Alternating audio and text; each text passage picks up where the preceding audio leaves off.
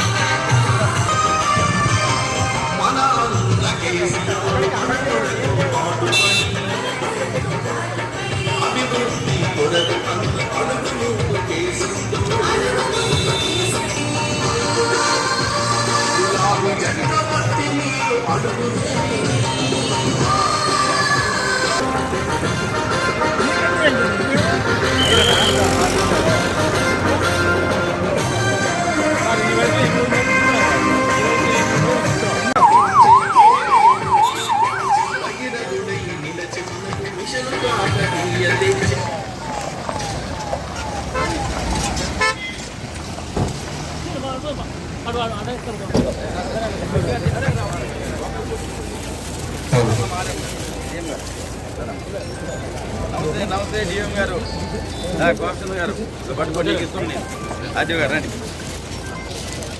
ఆడ కనపడలే మాకు అమ్మా సర్పంచ్ గారు నేనే గారు డిఎం గారు కొట్టున్నాం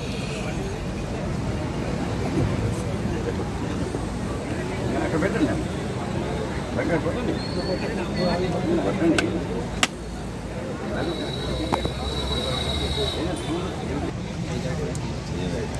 అంటే మా దగ్గర హైదరాబాద్ పంపించుకుంటున్నాం హైదరాబాద్ ఏ ఎక్సెస్ కాదు అమ్మరా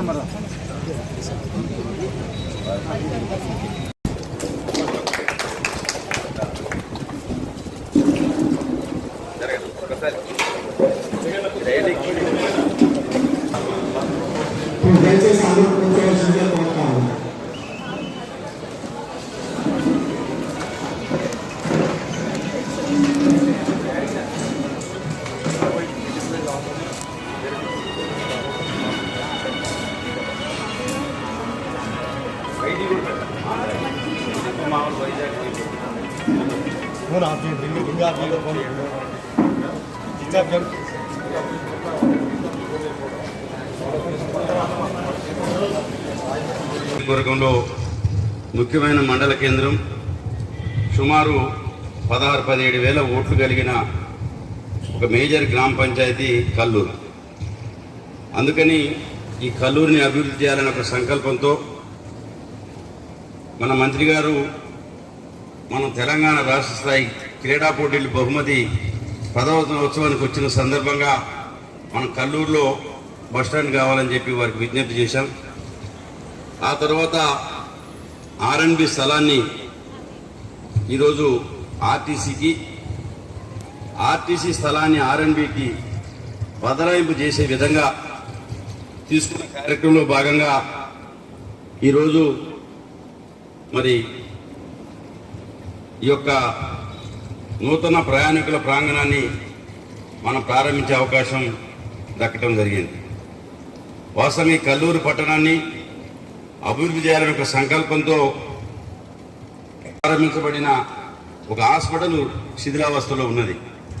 మనం వైద్య ఆరోగ్య శాఖ మంత్రులు హరీష్ రావు గారిని తీసుకుని వచ్చి వారిని మనం చూపించిన తర్వాత 10,50,00,000 రూపాయలు మంజూరు చేశారు.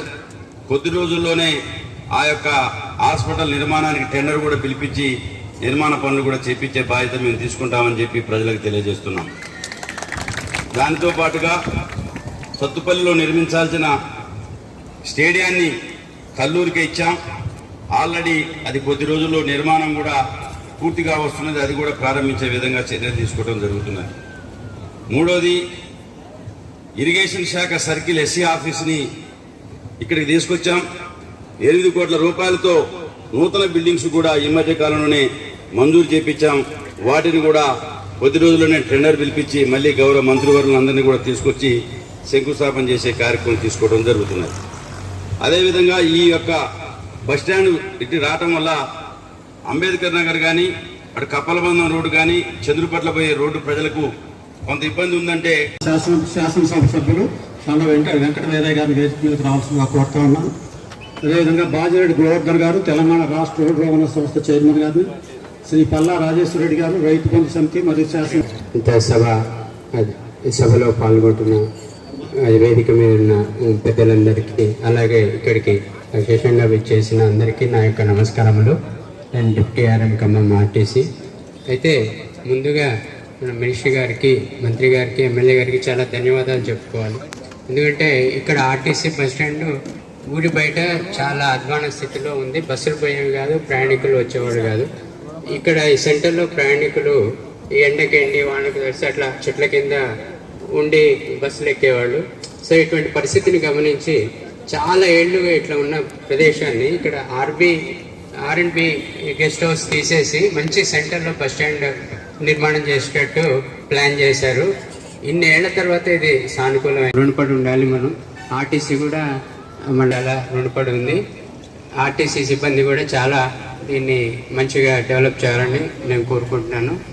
నిజంగా ప్రజలకు ఇంత మేలు చేసిన వారికి తరఫున మా అందరి ఆర్టీసీ తరఫున, ప్రజల తరఫున ధన్యవాదాలు తెలుపుతూ అవకాశం నాకు. బస్ స్టాండ్ ప్రయాణికుల ప్రాంగణం ప్రారంభించిన గౌరవ మన రవాణా శాఖ మంత్రులు పువ్వాడ అజయ్ కుమార్ గారికి, వేదిక పైన ఉన్న మన గ్రామ పంచాయతీ సర్పంచ్ లక్ష్మీని నీరజ గారికి, డీసీఎంఏ చైర్మన్ శేషగిరిరావు గారికి, జెడ్పీటీసీ కట్టా అజయ్ గారికి, ఎంపీపీ రఘ్ గారికి, కోఆప్షన్ సభ్యులు ఇస్మాయిల్ గారికి, అదేవిధంగా చంద్రరావు గారికి, కాటనేని గారికి, ఏసీపీ గారికి, రఘ్ గారికి, కిరణ్ గారికి, ముఖ్యంగా ఆర్ఎన్బిఈ గారికి, ఆర్డీఓ గారికి, డివిఎం గారికి, డిఎం గారికి, ఎంఏ గారికి, బోబోలు లక్ష్మణరావు గారికి, దాతలందరికీ పేరు పేరున సత్తుపల్లి పట్టణం వాహనంలో కల్లూరు వచ్చే పోవాలి. మరి ఈ సెంటర్కి ఇక్కడికి 200 మీటర్లు కూడా దూరం లేదు. అది వాస్తవంగా అదే బస్ స్టాండ్ అంబేద్కర్ నగర్ దగ్గర ఉంటే. కాబట్టి ప్రజల్ని తప్పుదారి పట్టించేందుకు కొంతమంది ప్రయత్నం చేయడం జరిగింది. ఇది కల్లూరుని అభివృద్ధి చేయాలా? ఒక బస్ స్టాండ్ ఉందంటే ఇవాళ ఎన్ని బస్సులు ఈ రూట్లో తిరుగుతాయో, మన తెలంగాణ ఆర్టీసీతో పాటు ఆంధ్రప్రదేశ్ కానీ ఇతర రాష్ట్రాల బస్సులు అన్ని కూడా ఆగాలంటే ఒక కేంద్రం మనకు ఉండాలి, ఒక చిరునామా ఉండాలి. మరి అట్లాంటి గొప్ప సౌకర్యం ఈరోజు మన కల్లూరులో ఈరోజు రావటం జరిగింది. కాబట్టి ప్రజలుగా మీరు ఆలోచించాల్సింది, మరి ఇది సౌకర్యం కోసమే తప్ప మిమ్మల్ని ఇబ్బంది పెట్టాలనో వేరే రకంగా కాదనేది ఈ సందర్భంగా ఖమ్మంలో ఉంది. మనం పుట్టినప్పటి నుంచి మయూరి సెంటర్లో బస్ స్టాండ్ ఉంది. ఇలా ప్రయాణికుల సౌకర్యం కోసం అది ఇబ్బంది వచ్చిందని నూతన బస్ స్టాండ్ని మన మంత్రి గారు ఆధ్వర్యంలో ఎన్ఎస్పి రూట్లు వేస్తే ప్రజలు అలవాటు పడి వస్తున్నారు. కొద్ది రోజులు ఏదైనా కూడా ఇబ్బంది. అది మనం ఇక 4 రోజులు పోతే వెంకటాపాలెం దగ్గర కలెక్టరేట్ వస్తుంది.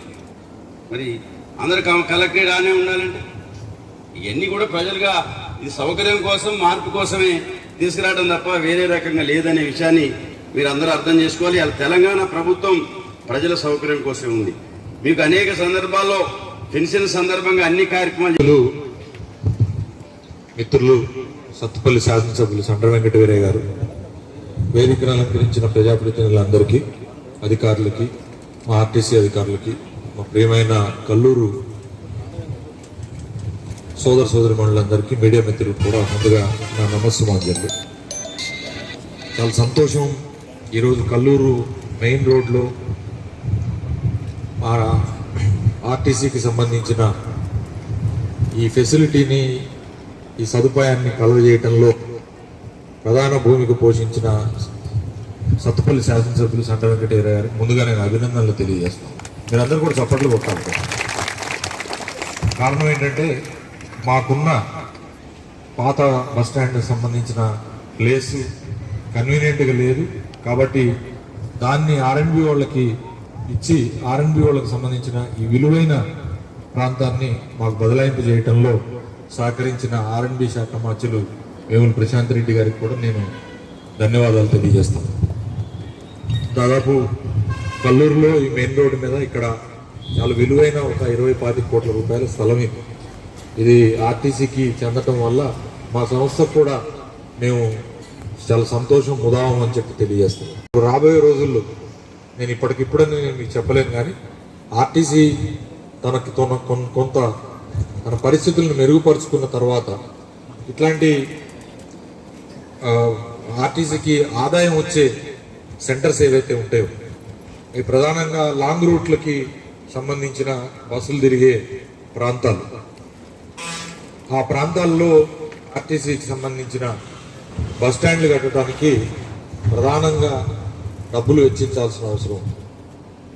ఆర్టీసీ తన సొంతంగా ఇప్పుడు ఆ పని చేయలేని పరిస్థితుల్లో ఉంది కాబట్టి మేము ఈ స్థానిక సంస్థలకు కానీ లేదా ఎమ్మెల్యే ఫండ్స్ ద్వారా కానీ లేదా మరి గ్రామ పంచాయతీల మీద కానీ కొంత ఆధారపడి ఈ పనులు చేసుకోవాల్సి వస్తుంది, లేదా దాతల నుంచి కూడా తీసుకోవాల్సి వస్తుంది.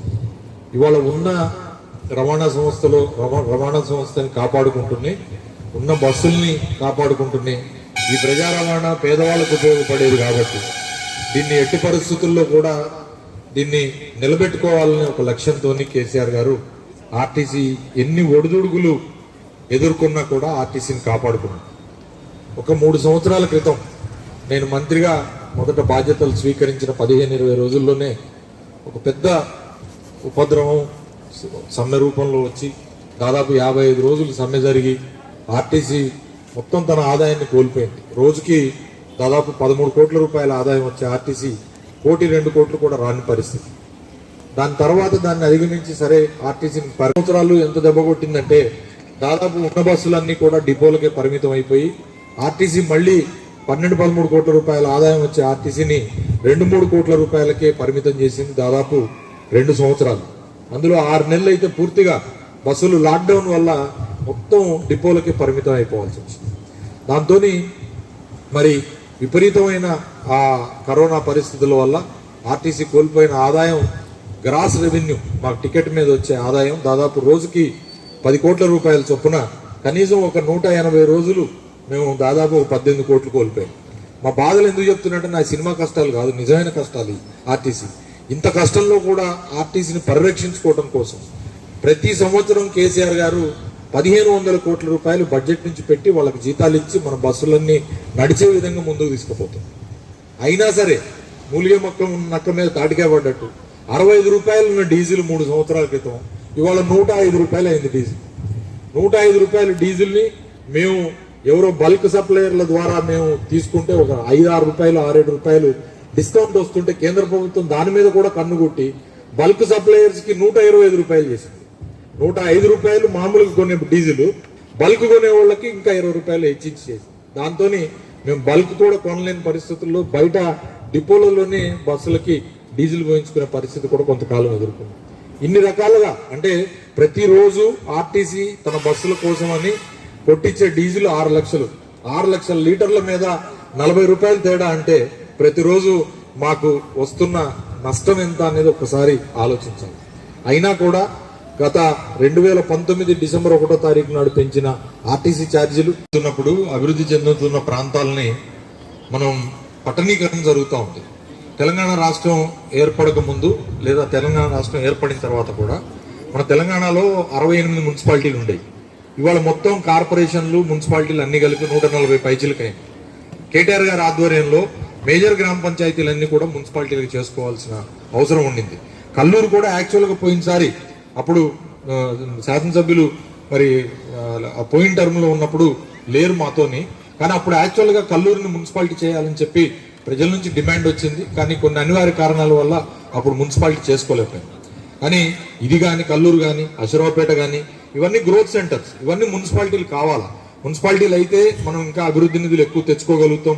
దాంతో పాటుగా మరి ఆస్తుల విలువలు కూడా పెరుగుతున్నప్పుడు పట్టణీకరణ జరుగుతున్నప్పుడు మనం దానికి మరి ముందుకు రావాలి. ప్రజలు కూడా దానికి సహకరించాలి. ఏదో 1-2 చిన్న సమస్యలు ఉంటాయి. ఏంటి అది ఎన్ఆర్జీఎస్, ఏది మన జాతీయ ఉపాధి హామీ పథకం పనులు రావని చెప్పని అంటారు.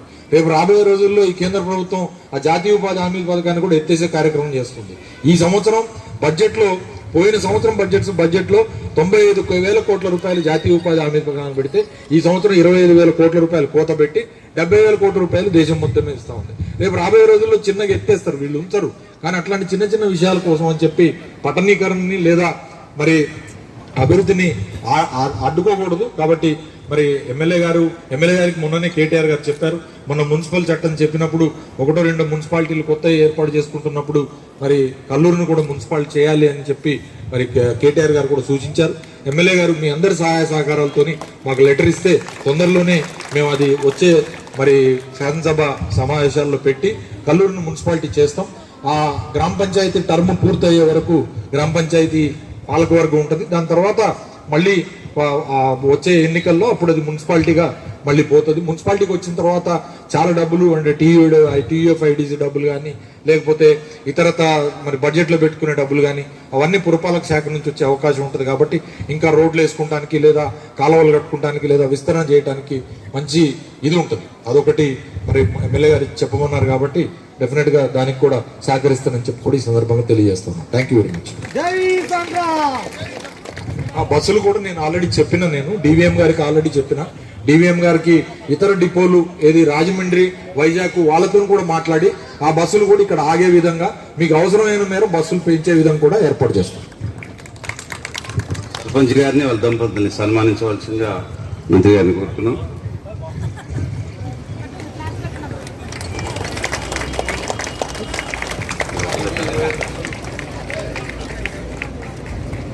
రామారావు గారు, బొప్పన రామారావు గారు, శ్రీనివాసరావు గారు రండి. తీసుకొచ్చి నేను మన వెంకటవీరయ్య గారు ఇక్కడ నూతనంగా బస్టాండ్ని కూడా ప్రజలకు అవసరాల రీత్యా కట్టుబడి కూడా చేస్తామని చెప్పి కూడా తెలియజేసుకుంటూ దీనికి మరి ముందుకొచ్చి దాతలు ఇచ్చారు. దాదాపు 7.5-10 లక్షల రూపాయల వరకు దాతలు కూడా ఇచ్చారు. వాళ్ళకు కూడా నేను మనస్ఫూర్తిగా అభినందనలు తెలియజేస్తా ఉన్నాను. దాంతోపాటుగా R&B అధికారులకు కూడా మనస్ఫూర్తిగా అభినందనలు. దాంతోపాటుగా ఇతర స్థలదాతలు ఎవరు ఉంటే కూడా వాళ్ళందరికీ కూడా నేను మనస్ఫూర్తిగా అభినందనలు. ఎందుకంటే ఇది ఇప్పుడు ఒక ప్రజల ఆస్తి. మా RTC అనేదే ప్రజల ఆస్తి. ఆ ప్రగతి రథచక్రాలు తిరగాలంటే ప్రజల యొక్క భాగస్వామ్యం ఉండి మీరే ఎక్కువ RTCలో తిరగాల్సిన అవసరం ఉంది. ఇప్పుడు మాకు పెద్ద సవాల్ ఏమొచ్చిందంటే నేనే ట్రాన్స్పోర్ట్ మినిస్టర్ని కూడా అది కూడా చెప్తా ఉన్నా. ఒకవైపు వెహికల్స్ ఇబ్బడిముబ్బడిగా పెరిగిపోతుంది. ఇవాళ 2 వీలర్స్ కానీ లేదా 4 వీలర్స్ కానీ కార్లు కానీ వారి సొంత మరి దీన్ని వెహికల్స్ని వాడే ప్రజలు ఎక్కువైపోయారు. ఒకప్పుడు కారు చూస్తే గొప్ప, ఒకప్పుడు మోటార్ సైకిల్ చూస్తే మా చిన్నప్పుడు బుల్లెట్ సౌండ్ వస్తే ఇంట్లోంచి బయటకు వచ్చి బుల్లెట్ వచ్చిందని ఆ సౌండ్కి చూసేవాళ్ళం. ఇవాళ ఆ చెవులు బయలుపోతున్నాయి 2 వీలర్ల సౌండ్కి కానీ 4 వీలర్ల సౌండ్కి కానీ. అట్లాంటిది ఆ పోటీతత్వాన్ని ఎదుర్కొని ఇవాళ పల్లె వెలుగు బస్సులు నడపాలంటే చాలా కష్టంగా ఉంది. కానీ అందులో రెగ్యులర్గా ఎక్కే ప్రయాణికులు తక్కువ. మాకు బస్ పాసులు లేదా ఉచితంగా తీసుకుపోయే బడి పిల్లలు కానీ కాలేజీ పిల్లలు కానీ లేదా రైతులను కానీ వాళ్ళ రైతు ప్రొడ్యూసర్లు కానీ తీసుకుపోయేదే మా పల్లె వెలుగు చేస్తున్న సేవ. అట్లనే హైదరాబాదులో మరి అక్కడ జరుగుతున్న మరి ఏదైతే మరి బస్సులు నడుస్తున్నాయో ఒక 2,500-3,000 బస్సులు నడుస్తుంటాయి. అది కూడా ప్రతిరోజు 2-3 కోట్ల లాస్ వస్తుంది. కాబట్టి మాకు లాంగ్ రన్ లో వచ్చే బస్సులు ఆ డిపోలు మాత్రమే ప్రాఫిటబిలిటీ ఉన్నాయి. కాబట్టి నేను ప్రజలందరికీ రిక్వెస్ట్ చేసేది ఏంటంటే దయచేసి RTC ప్రయాణం సురక్షితమైంది. RTCలో ఎక్కితే యాక్సిడెంట్ కాదు. RTCకి ఎవడైనా ఎదురొచ్చి గుద్దితే వాడికి యాక్సిడెంట్ ఎక్కి తప్పితే RTCలో ప్రయాణికులకి చాలా తక్కువ ఎప్పుడైనా దెబ్బ తగిలింది. నాకు తెలిసి తెలంగాణ రాష్ట్రం ఏర్పడిన 8 సంవత్సరాల్లో ఒక కొండగట్టు RTC యాక్సిడెంట్ ఒక్కటే మేజర్ యాక్సిడెంట్, ఏ యాక్సిడెంట్ జరగలే ఇంతవరకు. పెద్ద ఎత్తున మేము ఆ సురక్షితమైన డ్రైవర్లు ఉన్నారు మా దగ్గర. డ్రంక్ అండ్ డ్రైవింగ్ ఉండదు. వాళ్ళు ఆ డ్రైవర్లు కూడా సుశిక్షితులు, ఓవర్ స్పీడింగ్ చేయరు, చాలా జాగ్రత్తగా ఉంటారు. కాబట్టి మరి అందరూ కూడా ప్రజలందరూ కూడా RTCని ఆదరించి ఎక్కువ బస్సుల్లో ప్రయాణం చేయాలని చెప్పి కూడా నేను మనస్ఫూర్తిగా కోరుతా ఉన్నా. ఈ కార్లలో ప్రయాణం, అర్ధరాత్రి ప్రయాణం, దాని ద్వారా అయ్యే రోడ్డు ప్రమాదాలు ఇవన్నీ చాలా ఇది ఉంటాయి. కాబట్టి RTCని ఆదరించాలని చెప్పి ప్రజలందరినీ మరొకసారి కోరుకుంటూ మళ్ళీ ఒక్కసారి మనస్ఫూర్తిగా స్థానిక శాసనసభ్యులు మరి సండ్ర వెంకటవీరయ్య గారు వారి సొంత మరి ఆలోచనతోని దీన్ని చేసి అభివృద్ధి చేసి దీన్ని ఇక్కడికి తీసుకురావటం అనేది గొప్ప విషయం, ఉదాహరణ. దాంతోపాటుగా ఎప్పుడైనా సరే ఒక మార్పు జరిగినప్పుడు దాని మార్పుకి కొంత ప్రతిఘటన ఉంటుంది. దాని గురించి మనం పెద్దగా ఆలోచించకూడదు. ఎమ్మెల్యే గారు నేను అంత పెద్ద బస్ స్టాండ్ కడితేనే పాత బస్ స్టాండ్ ఉంచాలని చెప్పి పెద్ద ఉద్యమం చేశారు. ఆ ఉద్యమం మున్సిపల్ ఎన్నికల ముందు జరిగిన కృత్రిమ